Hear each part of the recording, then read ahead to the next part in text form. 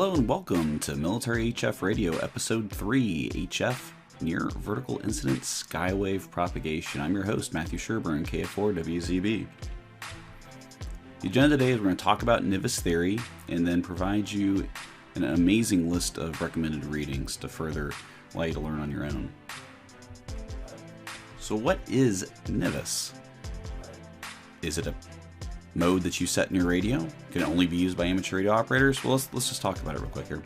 It's a form of HF propagation, which depends on the correct type of antenna and frequencies to allow you to get as high takeoff angle as possible of your radio frequency energy to reach the ionosphere and refract off the ionosphere to return back to Earth as close as possible.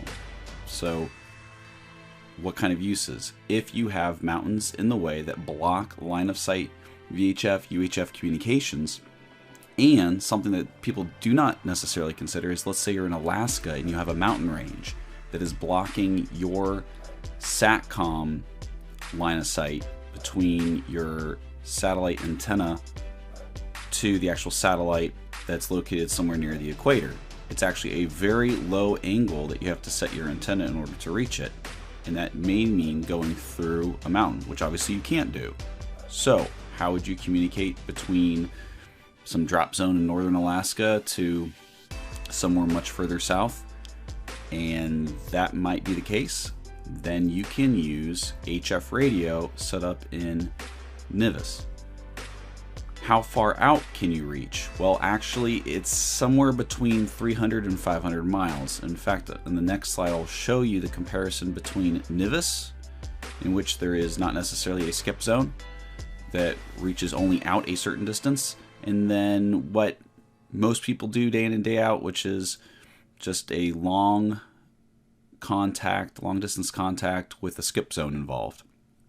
This is important to understand fundamentally, because a lot of people think they can just get a spread of frequencies throughout the HF band and they call it good. They have enough frequencies for quote unquote during the day. They have another set of frequencies they think will work during the night, and they may not realize they were not assigned frequencies low enough to allow them to communicate during the evening.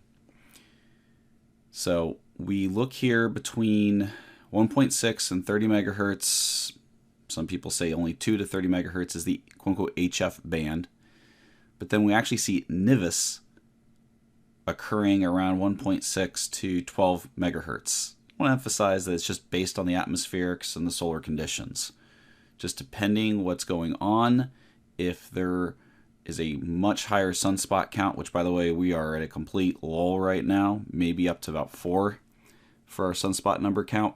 But if you get anywhere, we're talking about we're at the peak of this, we're getting like 100, 190, you could, during the day, get as high as 12 megahertz for your upper limit frequency to utilize NIVIS.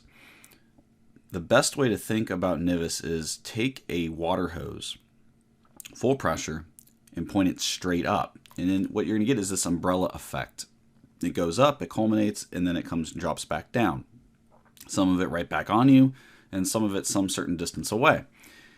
The image you see here, figure M-1, taken right out of Army Doctrine, shows the red dot, let's say that is your transmitter, and you see the signal does not just exit out at a single angle. It encompasses many different angles, and it will reach anywhere between 90 50 degrees and then subsequently refract off the ionosphere and come back down. Now you see where in case of this image it says the F1 layers where everything's refracting off of.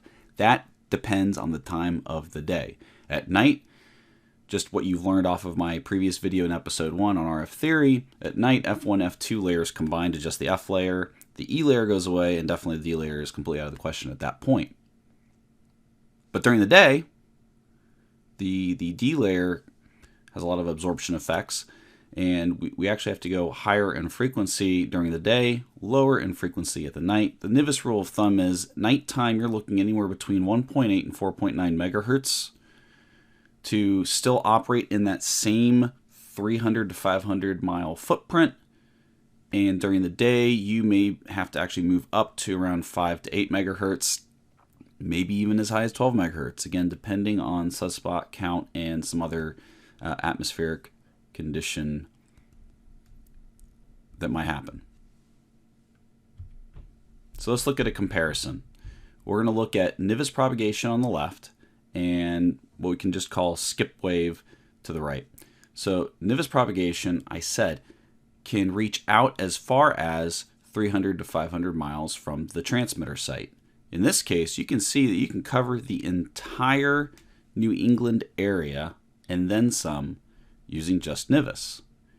What does that mean about the area that is beyond the light colored blue into this dark blue region? The dark blue region, the signal is not propagating out to at all. And so now you have the ability to communicate where your signal is isolated to just that region. That means that people outside of this, if you want to call it, it's almost as large as an area of responsibility, but area of operation, now those folks can't hear you when you're doing Nivis. Now some of you might say, well, you've got this dot somewhere near Buffalo, and we need to talk to Florida or Arizona. How do we do that? Well, you're not going to be using Nivis. You're going to be using much different type of antenna setup and also frequency in order to reach that. I will be talking about how to plan that out in episode 4, talking about VOACAP, that will help model what frequencies and types of antenna you need. Now let's go over to skip wave. If the same time of day, or this is late in the evening for this part of the world, but it's 2200 UTC, and you go up to 10.1 megahertz, what do you notice? There is a large dark blue region close to where your transmitter is, indicated by that red dot. That means that the same time of day, same modulation scheme, single sideband, at the same power output, 25 watts, the same dipole antenna at 5 meters above the ground, roughly 17 feet above the ground. By being off by that much in your frequency, you're not talking to anybody within that area of operation. And that's why it's so critical to understand HF radio and frequencies and time of day. Because during the day, 10.1 megahertz may actually look like the propagation chart on the left. But in the evening, it's doing this now. And so what you have is what's called a skip zone. That skip zone is everywhere that is dark blue within the darker regions of the orange and the red. We're looking top down at this umbrella, if you will.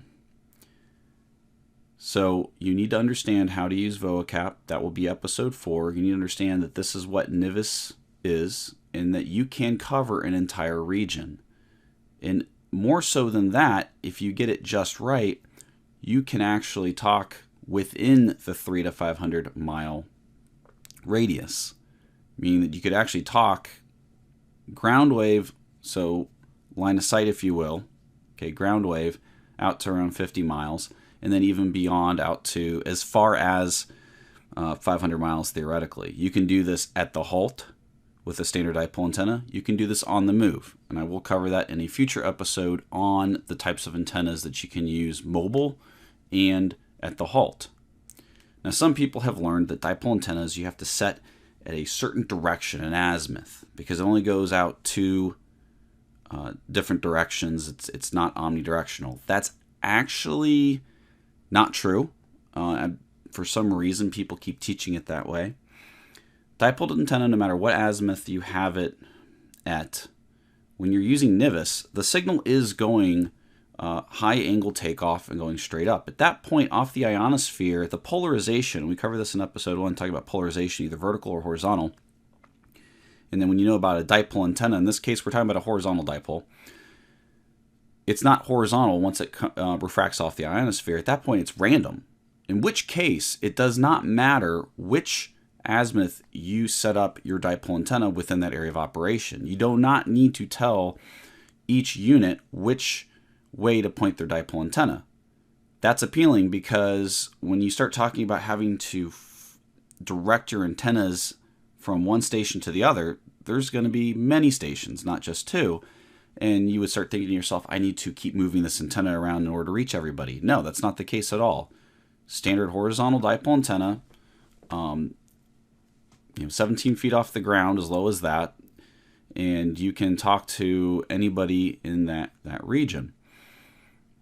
In order to help your signal increase its high takeoff pattern, you could put another piece of wire, a parasitic element, if you will, kind of like when we're talking about Yagi-Uda antenna, but for a horizontal dipole, you could put that wire right on the ground, right underneath your dipole, and that actually helps direct the signal at a higher takeoff angle. It helps improve your signal. So there you have it. There is a visual now of what NIVIS looks like in comparison to if you are going much longer distance, and that all depends on the frequency. So there is not some magical setting on your radio that you push and you're using NIVIS versus just what we say is long-range HF communications. And this is why it's important to understand. So I wanted to keep this video short. Here are some amazing recommended readings, almost all of which are co-authored by Lieutenant Colonel retired Dave Fiedler or his other partner there, Lieutenant Colonel retired Ed Farmer, two of the most prolific writers in military HF radio communications and more specifically near vertical incident skywave. So what you do is you go to the U.S. Army Signal Corps website, specifically their Army Communicator magazine, at this link. Just type it in, and I'll also get this posted within the video when it's uploaded so that you can just click on it in the comment section. They have Beyond Line of Sight Communications, and what you're going to look for is where I have in parentheses Fall 1983. That's the Fall 1983 edition that you would just look up in that archive website. At first, there was very few editions that went out the way they labeled them, so they did it by the season and the year, and then later on, more formally, a year, volume edition, and then number. Out of all of these, though they're all great to read, the last three in gold, ANPRC 150 HF Radio and Urban Combat, Mobility Favors Small Antennas, and HF Combat Net Radio Lesson Learned Again, are the three must-reads. But definitely read everything because it gives you a lot of good historical information and really just how long we've been talking about this. I know a lot of people are like, oh, all these people are reinventing the wheel or talking about it again. But in honesty, it's been talked about over and over. And physics do not change over the decades. Maybe the better radio receivers are out there now and better digital modulation schemes are out there, but really the physics are still there. The antennas are still there. So it's worth a read to understand this better. But I hope you're looking forward to the next episode on actually how to use VOACAP, the program, also the online version of it, in order to help you understand between you and another station what frequencies there are to use, what type of antennas you should set up to utilize that. If you like this, please subscribe, like the video, and again, these videos will be starting to come out in rapid fire here to help educate you, not even train, but to educate you in the world of HF and the different ways you can communicate. So thank you very much.